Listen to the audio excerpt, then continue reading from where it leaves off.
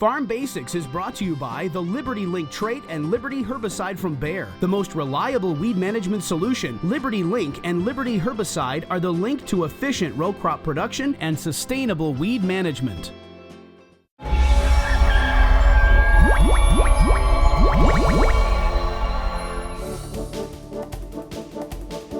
One of the biggest challenges with controlling weeds early in the spring is those weeds have to be actively growing in order to take in a herbicide, and if they're not actively growing, it's really tough just to wait and leave those weeds out there. Well, this is one of the biggest things that I think in agriculture that is just a complete misconception, because I know for me, when I was a kid and I thought, well, the first time I heard somebody say, the weeds have to be actively growing in order for the herbicide to work better, and I thought, that doesn't even make any sense. Why would the weed have to be actively growing? I want it to die. I want it not growing very well. But the whole thing is, it comes back to understanding really how herbicides work. They're going to get absorbed by the leaves or roots, and then they have to move to the growing point or growing points. So on a grass plant, for example, there's one growing point. On broadleaf plants, there are many different growing points. But what I'm getting at here is, in order for that herbicide to be absorbed into the leaf, the plant has to be actively growing. And in order for that herbicide to be moved from the leaf or the roots to the growing point or growing points, you want movement in that plant, and you want quick movement in that plant, because the longer it takes for the herbicide to reach the growing point or growing points, the less herbicide is going to be left. And the object here is to have a lethal dose of pesticide reach that growing point or growing points so it dies. Well, the big thing you may be asking is, well, how do I know if that weed is in fact actively growing?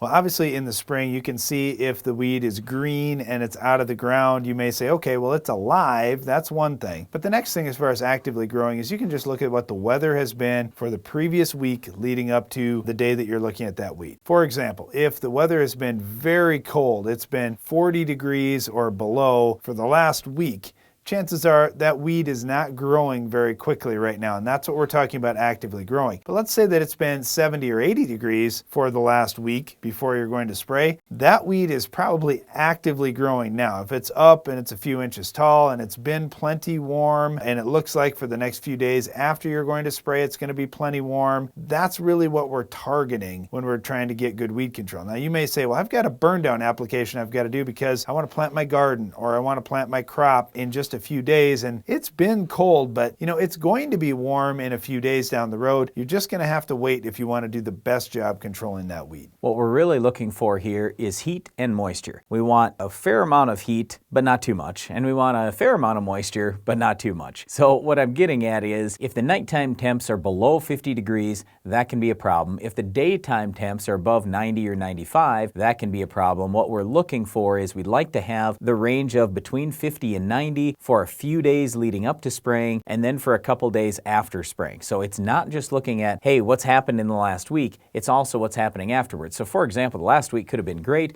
you go out and spray, but tonight, and you can see it on the weather forecast, tonight it's going to get below freezing. Well, what do you think is going to happen when it gets below freezing? That plant's going to completely shut down, and parts of it might even die. Well, if that happens, then your herbicide that may have been absorbed into the leaves or the roots, how far is that going to move? It might move a little bit, but chances are it's not going to reach the growing point. So in effect, you've wasted your money. And that's the big thing we talk to farmers about, gardeners about, anybody with a lawn that's spraying their herbicide. We want you to get the most out of your investment. I like one thing that you mentioned there, Brian, that was moisture. If we've been excessively wet and the roots are just in oversaturated soils, chances are you're not going to be able to force much herbicide into that weed. It's not trying to take in any moisture. It's not trying to take in any water. It's really just trying to survive. The same thing goes if you're in a drought situation. If it's been really hot, really dry, that plant is really closed up trying to conserve the moisture that it has, so it's not really actively growing at that point. It's in stress mode. If you're in a stress mode with that plant from too much or too little moisture, it's going to be very difficult to get herbicides in. So you may be better off to wait a little bit if it looks like the weather is going to improve for you. Now let's just say you are in a drought situation,